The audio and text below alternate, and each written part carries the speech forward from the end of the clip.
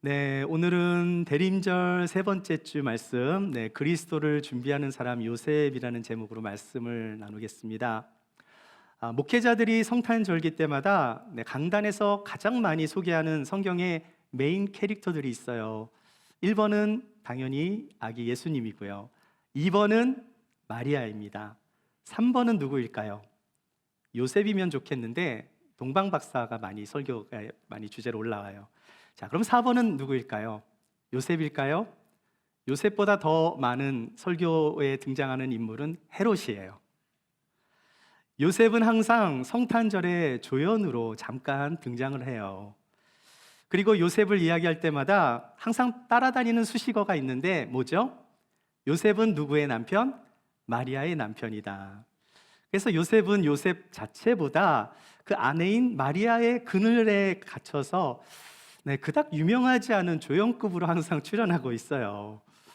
하지만 오늘 설교의 주인공은 단연코 요셉입니다.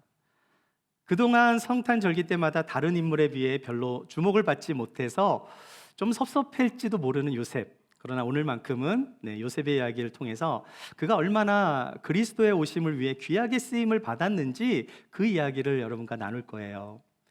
여러분, 요셉하면 가장 먼저 떠오르는 인물이 누구예요? 아마도 창세기에 나오는 야곱의 아들 요셉이 먼저 떠오를지 몰라요.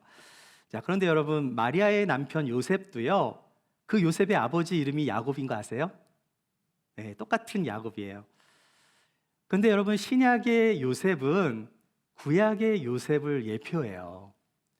창세기에 나오는 요셉은요, 창세기와 출애굽기를 연결시켜주는 인물로 등장하는 거예요. 요셉이 원래 꿈을 잘 꿨잖아요. 그 꿈 때문에 형제들한테 미움을 받아서 이집트로 팔려가 그 이집트의 노예가 된 이야기 여러분 다 아시잖아요. 자, 그런데 훗날 요셉이 이집트의 총리가 되면서 어떻게 됩니까? 흉년 때문에 그 야곱의 일가가 이집트로 이주할 수 있게 되었잖아요. 누구 때문에? 요셉이 총리가 되었기 때문에 가능한 일이었어요. 그리고 창세기의 마지막을 보면 요셉의 죽음과 장래 이야기로 창세기 말씀이 마무리됩니다. 그리고 그 다음 장 출애굽기가 시작이 되는데 어떻게 시작되는가? 출애굽기는요, 요셉을 알지 못하는 이집트의 새 왕이 등장하면서 이스라엘 백성이 노예가 되는 이야기로 시작을 해요. 430년 동안 이스라엘은 그 야곱의 일가에서 애굽으로 이주해서 한 민족을 이루는 엄청난 숫자로 늘어나게 됩니다. 따라서 요셉의 역할이 뭐였어요? 요셉은 창세기와 출애굽기를 이어줄 뿐만이 아니라 족장에서 정말 큰 민족의 나라를 이룰 수 있는 연결고리 역할을 요셉이 한 거예요. 자, 그렇다면 예수님의 아버지 요셉은 어떤 연결을 해주었는가? 요셉도 마찬가지입니다. 그 요셉은요, 예수님이 오시기 전과 예수님이 오신 후를 연결시켜주는 인물로 쓰임을 받은 거예요. 아니, 예수님이 태어나실 때 요셉이 한 게 뭐가 있다고요? 할지 모르겠어요. 피가 섞인 것도 아니고 예수님을 마리아처럼 낳은 것도 아닌데 라고 할지 모르지만 그렇지 않습니다. 요셉이 아니었으면 예수님이 탄생할 수 없었던 이야기를 오늘 저는 여러분과 함께 나눌 거예요. 그래서 오늘 그리스도를 준비한 사람 요셉 첫 번째로 나누고 싶은 말씀은 요셉은 의로운 사람이라는 거예요. 우리 18절과 19절 말씀 같이 읽어보겠습니다. 시작. 예수 그리스도의 나심은 이러하니라. 그의 어머니 마리아가 요셉과 약혼하고 동거하기 전에 성령으로 잉태된 것이 나타났더니 그의 남편 요셉은 의로운 사람이라 그를 드러내지 아니하고 가만히 끊고자 하여. 성경은 요셉을 어떤 사람이라고 묘사하고 있어요? 의로운 자라고, 의로운 사람이라고 말씀하고 있어요. 여러분, 어떤 사람이 의로운 사람일까요? 제가 성경을 다시 한번 찾아보면서 성경에서 의로운 사람이라고 소개한 사람들을 좀 연구해 봤거든요. 성경에서 말하는 의로운 사람은 누구인가? 성경에서 의로운 사람들은 주로 구약에 많이 등장을 하는데요. 여러분 생각나는 사람 있을 거예요. 첫째는 노아입니다. 여러분 창세기 6장 9절 말씀을 보시면 이것이 노아의 족본이라. 노아는 의인이요 당대의 완전한 자라. 그는 하나님과 동행하였다라고 말씀하고 있어요. 자, 그러니까 노아가 의인이 된 이유가 뭐예요? 당대의 완전한 자랍니다. 이 말씀은 좀 상대적 표현일 수 있어요. 노아가 살던 시대가 워낙 악하였기 때문에 하나님과 동행하던 사람이 많지 않았거든요. 자, 그러니까 하나님을 믿고 하나님과 동행했던 노아, 이 노아의 완전함, 이 의로움은 어떤 절대적인 평가라기보다는 당대에 완전하다 그랬으니까 당대, 좀 상대적 평가로 볼 때 그 당시에서는 완전한 자다라고 평가를 받았던 거예요. 그 이유가 무엇입니까? 하나님과 동행한 사람이기 때문에. 이것이 하나님으로부터 인정을 받았고 또 선택을 받아서 노아의 방주를 만들 수 있었던, 그렇게 구원이 임할 수 있었던 도구로 노아가 쓰임을 받게 된 거예요. 자, 그러니까 하나님은 시대적으로 사람들을 통해서 일하실 때가 많은데 거기에는 어떤 특징이 있다라는 거예요. 하나님이 쓰시는 사람의 특징은 뭘까요? 여러분, 하나님이 쓰시는 사람의 특징은요, 첫째로 하나님에 대한 믿음이 있어야 돼요. 두 번째는 뭘까요? 믿음만 있어서는 안 돼요. 하나님께 순종하는 마음이 있어야 하는 것입니다. 자, 그러니까 의인의 조건이 두 가지라면 뭐예요? 믿음과 순종이 있어야 하는 거예요. 노아가 하나님과 동행한 사람이 되었다라는 것은 하나님의 뜻을 따라 살았다라는 것을 의미합니다. 여러분, 한번 생각해 보세요. 여러분이 당시에 노아입니다. 하나님이 여러분한테 방주를 만들라고 했어요. 100년이 넘는 세월을 방주 만드는데 여러분 시간 다 보내실 수 있겠어요? 이게 과연 쉬운 일일까요?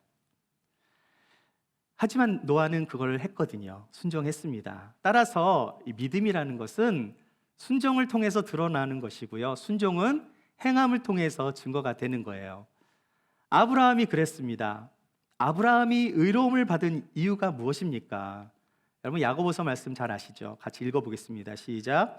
우리 조상 아브라함이 그 아들 이삭을 제단에 바칠 때에 행함으로 의롭다 하심을 받은 것이 아니냐? 내가 보거니와 믿음이 그의 행함과 함께 일하고 행함으로 믿음이 온전하게 되었느니라. 행함으로 믿음이 온전하게 됐대요. 아니, 우리가 아는 로마서를 보면 의인은 믿음으로 말미암아 살리라 그랬으니까 믿음이 다 아닙니까? 이렇게 말할 수 있는데 뭐라고 말씀해요? 믿음과 함께 오는 게 뭐예요? 행함이 있어야 된다는 말씀을 하고 있는 거예요. 그렇다면 야고보서와 로마서는 서로 반대되는 말씀을 하는 것인가? 그렇지 않습니다. 로마서 말씀 한번 볼게요. 2장 13절 말씀 읽어보겠습니다. 시작. 하나님 앞에서는 율법을 듣는 자가 의인이 아니요 오직 율법을 행하는 자라야 의롭다 하심을 얻으리니. 여러분, 언뜻 보면 이 말씀 꼭 야고보서 말씀 같지 않아요? 그렇죠. 그런데 로마서 말씀이에요. 율법을 듣는 자와 율법을 행하는 자의 차이는 무엇일까요? 무엇이 율법을 듣는 자고 무엇이 율법을 행하는 자입니까? 제가 한번 좀 쉽게 설명하기 위해서 비유로 한번 들어볼게요. 여러분, 요즘 유튜브 보면 먹방 이런 거 많이 나오죠. 여러분 가끔 보세요? 여러분이 잘 아시는 뭐 찌양이나 힙합 같은 유튜버들은요, 정말 상상을 초월하는 엄청난 음식을 먹어도 소화를 또 잘 시키는 위를 가지고 있어서 굉장히 소화를 잘 시킵니다. 한번 사진을 보여드릴게요. 이 힙합이라는 28살의 여성은요, 한 번에 라면을 25개를 먹어요. 23개를 오늘 깨보겠습니다 하고 25개를 먹었어요. 어떤 날은요, 고기 80인분을 먹기도 해요. 어떤 날은 초밥을 270개를 그냥 먹습니다. 엄청난 위를 가지고 있는데 위대한 자매, 위대한 위가 크니까. 자, 이름이 왜 힙합인가? 이 이름이 원래 희재래요. 희재인데 희재야 밥 먹자, 희재야 밥 먹자, 힙합 그 앞에 글자만 따가지고 그렇게 이름을 줬다고 해요. 힙합 자매가 음식을 먹으면 이렇게 막 위가 막 늘어난대요. 그래서 위도 위고 옆에도 위고 아래도 위고 다 위예요. 정말 위대합니다. 근데 여러분, 쯔양도 만만치 않아요. 햄버거를 앉은 자리에서 20개를 먹어요. 그리고 컨디션이 좋은 날에는 곱창을 16m나 되는 곱창을 다 먹을 수 있어요. 쯔양이 한 달에 먹는 음식값만 700만 원이라 그래요. 이 두 자매가 만약 우리 개척교회에 방문하게 돼서 교회에 등록하게 된다면 우리는 교회 문을 닫아야 돼요. 찌양이나 희박 같은 여성의 위는 보통 사람보다 크지만 또 잘 늘어나기도 하지만은요, 많이 먹어도 먹는 동안에 또 소화를 시키는 슈퍼 스토맥이 있어서 그렇게 태어난 거예요. 자, 그러니까 많이 먹어도 먹는 도중에 소화가 잘 되다 보니까 먹방을 하는 유튜브 중에서 굉장히 인기가 많습니다. 이 자매들은 진짜입니다. 그런데 여러분, 먹방을 하는 유튜버들 중에서도 가짜들이 있어요. 이 사람들은 입안에 음식을 넣고 카메라를 좀 편집합니다. 그러니까 카메라를 뮤트해 놓고 입안에 있는 음식을 뱉어버리든지 아니면 먹었던 음식을 화장실 가서 다 토해내고 나서 다시 카메라를 언시키고 먹는 것을 시작하는 거예요. 진짜 먹는 거예요? 아니에요? 가짜죠. 진짜와 가짜의 구별이 뭡니까?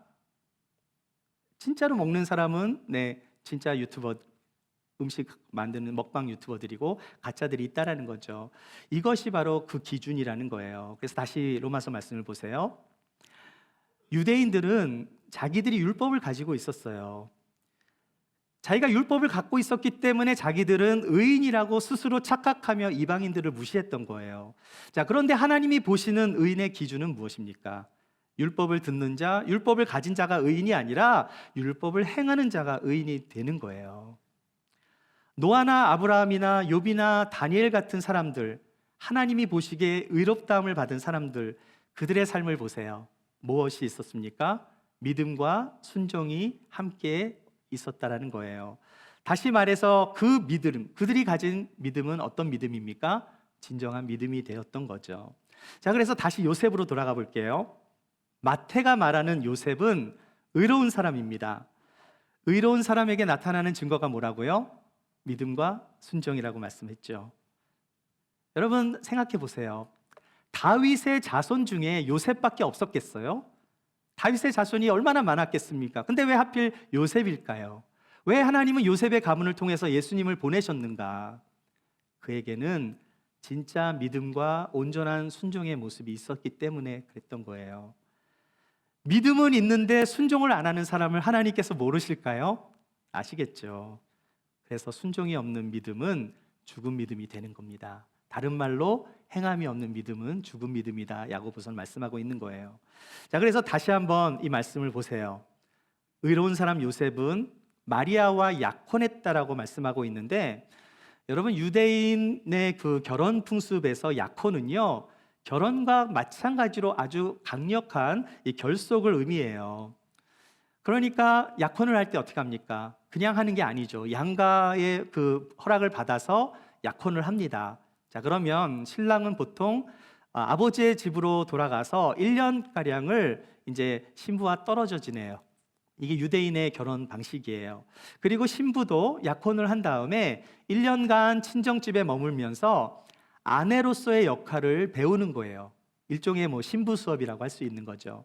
자, 그래서 이 1년간의 기간을 정혼 기간이라고 하는데, 이 정혼 기간에는 부부 관계를 갖지 않아요.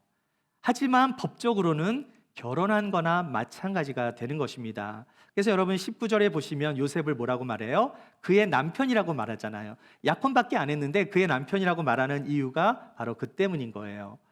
자, 그런데 어느 날 요셉이 청천벽력 같은 이야기를 듣게 돼요. 무슨 이야기입니까?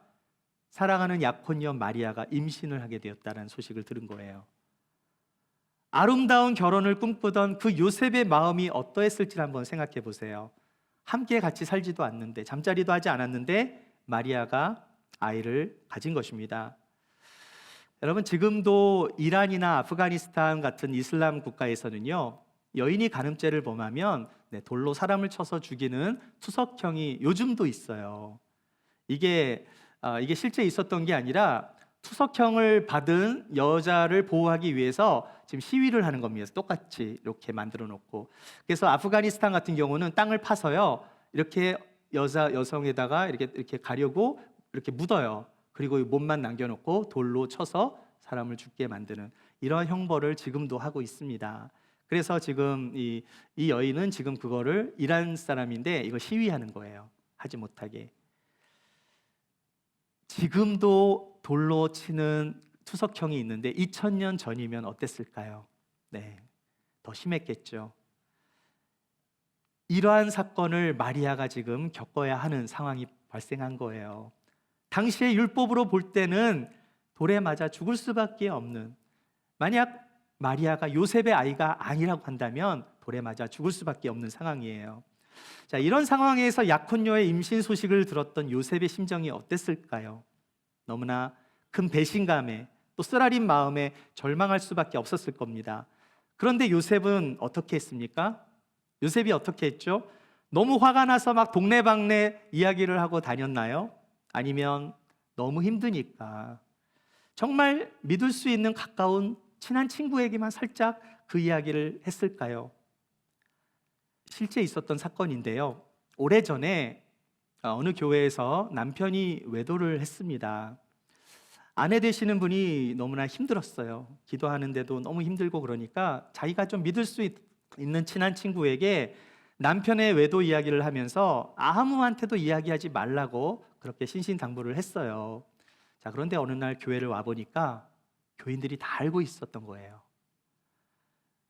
왜 그랬는가 보니까요, 그 친구도 아무한테 말하지 말고 딴 사람한테 말하지 말라고 하면서 그 비밀을 이야기해버린 거예요. 그 들었던 사람도 아무한테도 말하지 말라 그러면서 그 이야기를 했습니다. 그래서 이분이 교회를 와보니까 온 교회 사람들이 다 알고 있었던 거예요. 그런데 그 외도를 한 분이 누구였을까요? 그 교회의 담임 목사님이었어요. 어떻게 되었겠습니까? 교회가 풍지박살이 난 거예요. 요셉이 만약에 너무 힘들어서 실수로라도 마리아의 임신 이야기를 하게 되었다면, 그래서 소문이 퍼지게 되었다면 어떻게 되겠습니까? 이것은 마리아만이 아니라 마리아 속 안에 있는, 뱃속에 있는 아이까지 위험에 빠지게 되는 거예요. 요셉은 그것을 원치 않았습니다. 그래서 약혼자를 보호해 주려고, 또 아이를 보호해 주려고 가만히 끊고자 한 거예요. 감정적으로는 너무나 이해가 되지 않고 너무나 힘이 들었지만 그가 의로운 사람이었기 때문에 가만히 그 일을 덮어주려고 했던 거예요. 하지만 그도 사람이잖아요. 깊은 고민을 하며 힘들어하고 있을 때 주의 사자가 나타난 겁니다. 그리스도를 준비한 요셉, 두 번째로 나누고 싶은 것은요, 요셉은 임마누엘의 하나님을 믿었습니다. 그래서 20절과 21절 말씀을 함께 읽어보겠습니다. 시작. 이 일을 생각할 때에 주의 사자가 현몽하여 이르되 다윗의 자손 요셉아, 네 아내 마리아 데려오기를 무서워하지 말라. 그에게 잉태된 자는 성령으로 된 것이라. 아들을 낳으리니 이름을 예수라 하라. 이는 그가 자기 백성을 그들의 죄에서 구원할 자심이라 하리나. 여러분, 요셉하면 꿈이잖아요, 그렇죠? 구약의 요셉도 꿈을 잘 꾸는데 신기하게 신약의 요셉도 꿈을 잘 꾸네요. 주의 사자가 꿈으로 나타납니다. 꿈에서 주의 사자가 뭐라고 말했어요? 다윗의 자손 요셉아, 네 아내 마리아 데리고 오는 것을 무서워하지 말래요. 그에게 잉태된 자는 성령으로 된 거다라고 말씀을 해주면서 아들을 낳을 텐데 이름을 예수라고 이름까지 지어줍니다. 여러분, 예수의 뜻이 뭐예요? 구약의 예수는 여호수아와 같은 뜻이에요. 여호수아. 발음은요, 예수스 똑같이, 이건 헬라어 발음이고요. 히브리어와 아람어로는 예슈아예요. 자, 그 뜻은 여러분 아시죠? 그 뜻은 뭡니까? 예수님의 뜻은요, 여호와가 구원하신다라는 뜻이에요. 여기 보면 그가 자기 백성을 그들의 죄에서 구원을 할 자이십니다. 이거는 예수님의 이름에 대한 좀 부연 설명입니다. 원래 이름은 여호와가 구원하신다라는 뜻이 예슈아, 좌슈아, 예수, 이에수스 똑같은 말이에요. 지금 마태는 지금 무엇을 기록하고 있는 것입니까? 지금 벌어지고 있는 이 일이요, 하나님의 구속사를 위해 일어난 사건임을 증명하기 위해서 다음과 같은 말을 해요. 23절 같이 읽어보겠습니다. 시작. 보라, 처녀가 잉태하여 아들을 낳을 것이요 그의 이름은 임마누엘이라 하니라 하셨으니 이를 번역한즉 하나님이 우리와 함께 계시다 함이라. 여러분, 이 말씀은 누가 예언한 말씀이죠? 이사야 선지자가 700년 전에 예언한 말씀을 인용한 거예요. 이사야서 7장 14절 말씀 같이 읽어보겠습니다. 시작. 그러므로 주께서 친히 징조를 너희에게 주실 것이라. 보라, 처녀가 잉태하여 아들을 낳을 것이요 그의 이름을 임마누엘이라 하리라. 여러분, 임마누엘의 뜻이 뭐예요? 여기 나오죠. 하나님이 우리와 함께 계시다. 지난주에 우리가 무엇을 나눴습니까? 미가 선지자를 통해서 그 예언한 메시아에 대한 말씀을 나누었는데요. 이사야와 미가는 동시대 사람이라고 말씀드렸죠. 이사야도 메시아의 예언을 한 거예요. 사랑하는 여러분, 예수님은 우리를 구원하시는 구세주로 오셨지만 또한 우리와 함께 하시는 임마누엘의 하나님이세요. 그 임마누엘, 이 한마디 속에 예수님의 신비의 탄생이 다 담겨져 있는 거예요. 뭡니까? 처녀가 잉태하여 아들을 낳을 것이기 때문에 우리와 함께 하시는 그 하나님, 임마누엘의 하나님. 우리가 살다 보면 인생에 고난이 있잖아요. 어려움이 찾아옵니다. 때로는 우리가 가깝다고 생각하는 사람들 중에서 다 떨어져 나갈 때도 있어요. 혼자라는 느낌이 올 때, 정말 다른 사람이 다 떠나가고 혼자 같은 생각이 들 때, 너무나 외롭고 몸부림치며 고통 가운데 있을 때 주님은 어떤 주님이세요? 우리와 함께 하시는 임마누엘 하나님이신 줄 믿습니다. 우리가 길을 잃고 어둠 속에 갇혀서 방황할 때, 앞으로 가야 하는데 다 막혀 있어요. 지치고 힘듭니다. 그럴 때마다 예수님은 우리의 두 손을 붙잡아 주시고 우리와 함께 하시는 하나님이신 줄 믿습니다. 그분이 바로 임마누엘 하나님이세요. 하나님은 우리를 포기하지 않습니다. 믿으십니까? 네, 하나님은 우리를 사랑하시고요, 고난 가운데서도 우리를 붙잡아 주시는 하나님이세요. 왜요? 주님은 임마누엘의 하나님이시기 때문이에요. 내가 어디에 있든지, 내가 무엇을 하든지 하나님이 함께 하신다는 사실을 반드시 믿으시기 바랍니다. 그 임마누엘의 하나님이 계시기에 우리는 고난 가운데서도 힘을 얻어 감사할 수 있게 되는 거예요. 근데 여러분, 성탄절기는 사랑하는 가족이 있는 분들에게는 너무나 기쁜 날이지만 가족이 없거나 힘들고 어려운 사람들에게는 이 기간이 오히려 더 어려운 시간이 될 수가 있어요. 하지만 그럼에도 불구하고 힘들지 않고 외롭지 않는 이유가 있다면 무엇입니까? 그분이 나와 함께 하신다는 임마누엘의 하나님을 우리는 항상 기억해야 하는 거예요. 하나님은 우리와 함께 하시기 위해 이 땅에 오셨습니다. 믿으십니까? 그 이름은 임마누엘이십니다.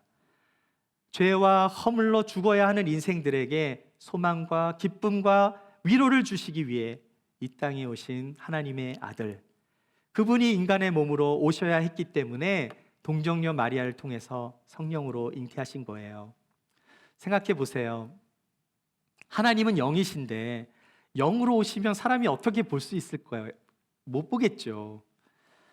보이지 않는 성령으로 오시면 알 수가 없어요. 그렇기 때문에 성령님은 사람을 통해서, 성령의 놀라운 역사하심을 통해서 잉태하신 모습으로, 잉태해서 사람의 모습으로 아기 예수님으로 오실 수밖에 없었던 거예요. 그런데 여러분, 이 사실을 요셉이 믿는 게 쉽겠습니까? 어렵겠습니까? 어려웠겠죠. 자, 제가 한번 퀴즈를 한번 내볼게요. 마리아와 요셉 중에 성령으로 잉태되었다라는 사실을 누가 더 믿기 어려웠을까? 1번 마리아, 2번 요셉. 한번 손 들어 보세요. 1번 마리아다, 2번 요셉이다. 안 드신 분들은 저항하는 거다. 네, 저는 요셉이 더 어려웠을 거라고 생각해요. 왜 그런가? 천사가 똑같이 이야기를 해줬습니다. 마리아한테도 얘기해주고 요셉한테도 성령으로 잉태된 거라고 얘기해줬어요. 똑같은 상황에서 누가 더 믿기 어려운가? 생각해 보세요. 마리아는 자기 몸에 진짜 아이가 있잖아요, 현재. 마리아 입장에서는 내가 남자를 모르는데 어떻게 내가 아이를 가졌지? 그 고민만 하면 돼요. 그러니까 마리아는요, 하나만 믿으면 되는 겁니다. 하나만. 자기는 남자를 몰라요. 하지만 아이를 가졌으니 이 아이는 분명히 성령으로 잉태했을 거야. 이거 하나만 믿으면 돼요. 자, 그런데 요셉은 마리아가 임신을 했다고 했을 때 이 상황에서 마리아를 의심하지 말아야 돼요. 더 어려운 믿음의 요구가 요셉한테 필요했던 거예요. 눈으로 보지 못하는 것을 믿기가 어렵잖아요. 여러분, 진실이라는 것은 어떻게 증명할 수 있습니까? 이 진실을 증명하기 위해서는 반드시 믿음이 필요한데 자기에게 일어난 진실을 받아들이는 것은 쉬워요. 마리아 입장에서. 자, 그런데 요셉의 입장에서 상대방에게 일어난 것을 진실로 받아들이는 건 더 어려운 법이에요. 그런데 요셉이 어떤 사람입니까? 믿음의 사람이잖아요. 의로운 사람. 요셉은 이사야 선지자의 말씀을 오래전부터 알고 있었어요. 임마누엘의 하나님을 머리로만 안 것이 아니라 하나님의 말씀은 반드시 이루어질 거라는 믿음이 있었기 때문에 지금 이 엄청난 일이 하나님의 계획 안에 있었다는 사실을 주의 사자가 현몽하여 말했을 때 그 사실을 믿을 수 있었던 거예요. 만약 요셉에게 그러한 믿음이 없었다면 예수님은 탄생하지 못하는 것입니다. 마리아는 아이를 낳기만 하면 되지만 산모와 아이가 보호를 받기 위해서는 요셉이라는 남편의 울타리가 있어야 하는 거예요. 요즘처럼 싱글맘으로 아이를 낳아도 되는 그런 세상이라면 굳이 요셉이 없어도 되었겠죠. 하지만 2000년 전에 정말 그냥 여자가 그렇게 아이를 낳게 되면 돌을 맞는 그런 2000년 전에 베들레헴에서 태어난 아기 예수에게는 누가 필요했어요? 보호자인 남편, 마리아에게 남편인 요셉이 반드시 필요했다라는 사실이에요. 그 사람은 어떤 사람이어야 합니까? 의로운 사람이면서 동시에 하나님을 말씀을 믿고 순종할 수 있는 사람, 거기에 다윗의 자손이어야 돼요. 그 사람이 누구예요? 요셉이었던 거예요. 하나님이 찾고 있었던 그 사람이 바로 요셉이었기 때문에 하나님께서 그 가정에 아기 예수를 보내주신 것입니다. 세 번째로 함께 나눌 말씀은요, 그리스도를 준비한 사람 요셉. 마지막으로 말씀을 나누고 싶은 말씀은 요셉은 아기 예수를 끝까지 지켜주었습니다. 우리 마태복음 2장 13절 말씀 읽어보겠습니다. 시작. 그들이 떠난 후에 주의 사자가 요셉에게 현몽하여 이르되 헤롯이 아기를 찾아 죽이려 하니 일어나 아기와 그의 어머니를 데리고 애굽으로 피하여 내가 네게 이르기까지 거기 있으라 하시니. 여기 13절에 보니까 그들이 떠난 후에, 그들이 누굴까요? 그들이 동방박사입니다. 제가 작년 크리스마스 때 동방박사에 대한 설교를 한 적이 있거든요. 혹시 동방박사에 대해 좀 이렇게 아시고 싶은, 이렇게 좀 궁금하신 분들은 그 설교를 한번 찾아서 들어보시면 자세한 내용이 들어져 있어요. 여러분, 요셉은 어떤 사람이죠? 꿈꾸는 사람이잖아요. 창세기의 요셉이 꿈을 잘 꾸었는데 계속해서 요셉이 꿈을 꾸네요. 또다시 꿈으로 말씀하셨다는 걸 보면 결코 우연이 아닌 거예요. 주의 사자가 또 요셉에게 꿈으로 나타나 말씀했는데 아이가 위험하니까 이집트로 피하여 도망가라 이렇게 얘기해 준 거예요. 창세기의 요셉은 이집트로 팔려갔잖아요. 창세기 요셉이 이집트로 팔려갔죠. 그런데 지금 신약의 요셉은 아기 예수를 위하여 이집트로 피난을 갔어요. 제가 지난주에도 말씀을 나누었지만 동방박사들이 왕으로 오신 예수를 경배하려고 예루살렘에 왔을 때 헤롯이 어떤 사람입니까? 여러분, 헤롯은 유대인이 아니에요. 에돔 사람입니다. 자, 그런데 유대인의 왕이 왔다 그러니까 위협을 느꼈겠죠. 자기는 에돔 사람인데 진짜 왕이 왔다고 막 동방박사들이 경배하러 왔으니까 어디 있냐고 그러니까 위협을 느껴서 헤롯이 뭘 했어요? 2살 미만의 아이들을 모두 주변에 있는, 예루살렘 주변에 있는 모든 아이들을 죽이라고 명령을 내렸어요. 이 사실을 주의 사자가 꿈을 통해 요셉에게 알려준 것입니다. 자, 그래서 아기와 산모 마리아를 데리고 이제 애굽으로 피하라고 알려줬는데 한번 여러분 생각해 보세요. 여러분이 만약에 요셉이라면 만삭이 된 아내를 갈릴리 나사렛에서 베들레헴까지 데리고 온 사람이 요셉이잖아요. 여러분, 왜 요셉이 나사렛에서 베들레헴까지 데리고 왔죠? 누가복음 2장을 보시면 요셉은 아이를 가진 마리아를 데리고요, 호적 신고를 위해서 고향인 베들레헴으로 갈 수밖에 없었어요. 가이사 아구스도가 호적하라고 얘기를 했기 때문에 레지스터를 하라는 거죠. 자, 인구 조사를 하기 위해서 레지스터를 하라고 했습니다. 그래서 나사렛에서 베들레헴으로 갈 수밖에 없었어요. 여러분, 나사렛에서 베들레헴까지 거리를 제가 어제 구글 맵으로 한번 찾아봤거든요. 대략 여기가 나사렛이고요. 여기가 베들레헴까지 차로 한 2시간 반 정도 걸리는 거리예요. 150km. 자, 차로 가도 거의 2시간 반인데요. 2000년 전에 도로가 포장되지도 않았던 산도 있고 막 여러 가지가 지형이 막 달랐겠죠. 예루살렘에서 베들레헴으로 가는 길은 매우 험난했을 거예요. 150km면 90마일입니다. 건강한 성인이요, 그냥 평평한 길을 걸어도요, 뭐 쉬지 않고 걸어도 37시간이 걸리는 거리예요. 그런데 만삭이 된 여인을 데리고 거기까지 갔어요. 굉장히 힘들었겠죠. 그렇게 요셉은 산모를 데리고 오랜 시간을 베들레헴으로 힘들게 갔어요. 그랬는데 많은 사람들이 호적 신고를 하기 위해 모여들었기 때문에 숙박할 곳을 찾지 못합니다. 그 당시에 에어비앤비가 있었던 것도 아니니까요. 예약을 할 수도 없었겠죠. 힘들게 베들레헴까지 왔는데요. 머무를 곳을 찾지 못해서 누추한 마국간에 머물며, 그렇게 예수님은 말구유, 말밥통입니다. 그 말구유에 예수님이 태어나신 거예요. 자, 그런데 여러분, 그것도 잠깐입니다.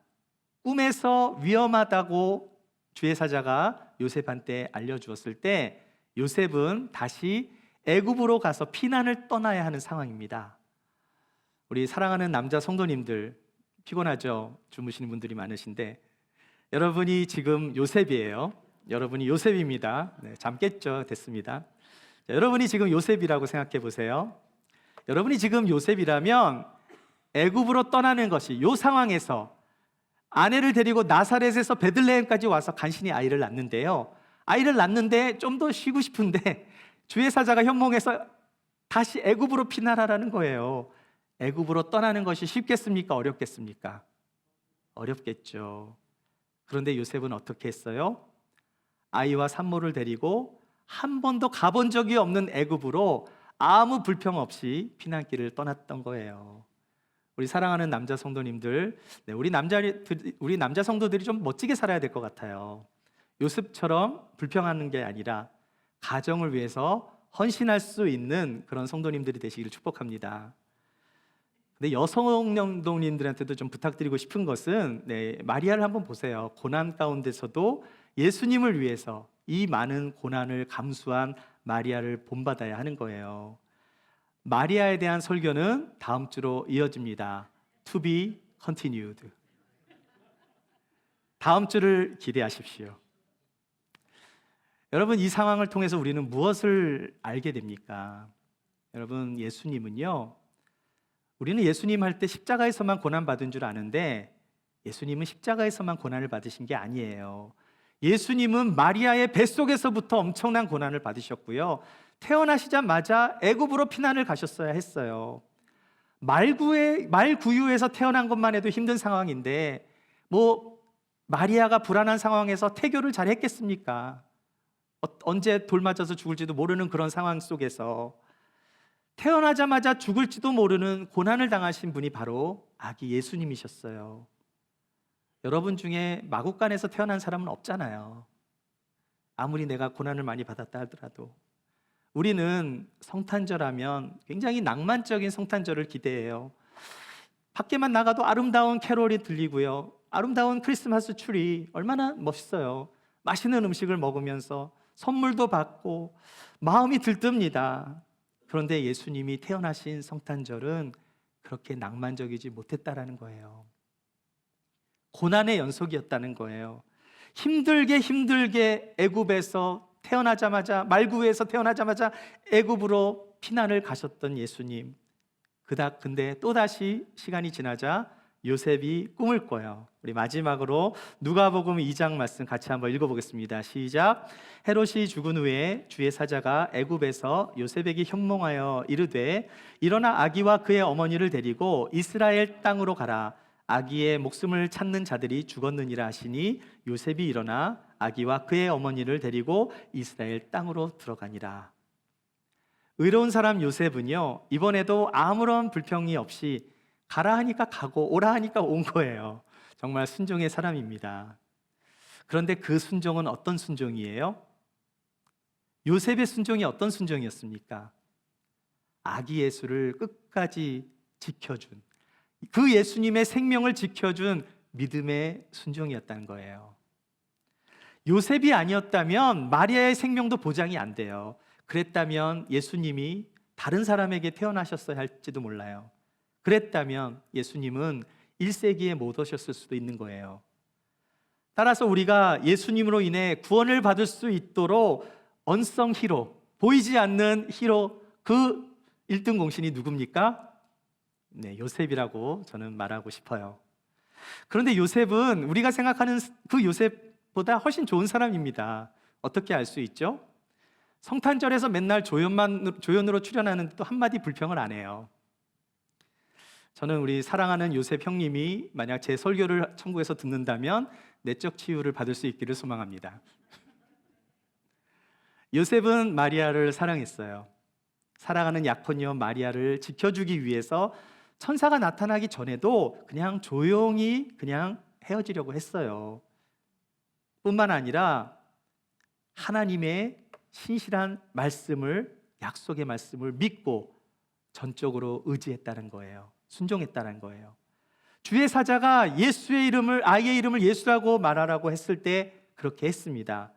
그리고 선지자가 예언한, 이사야 선지자가 예언한 처녀가 아이를 낳을 것이라는 임마누엘의 하나님을 그대로, 그 약속 그대로 믿었어요.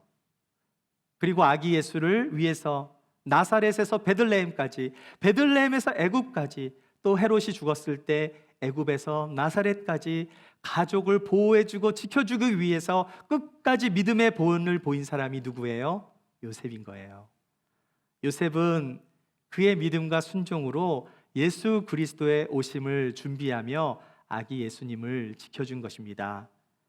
그렇게 하나님은 요셉의 믿음을 통해서 임마누엘의 하나님을 우리에게 보여주신 거예요. 사랑하는 여러분, 하나님은 우리와 언제나 함께 하십니다. 믿으십니까? 그 임마누엘의 하나님으로 인해 어떠한 고난과 환난 가운데서도 감사할 수 있는 여러분이 되시길 축복합니다.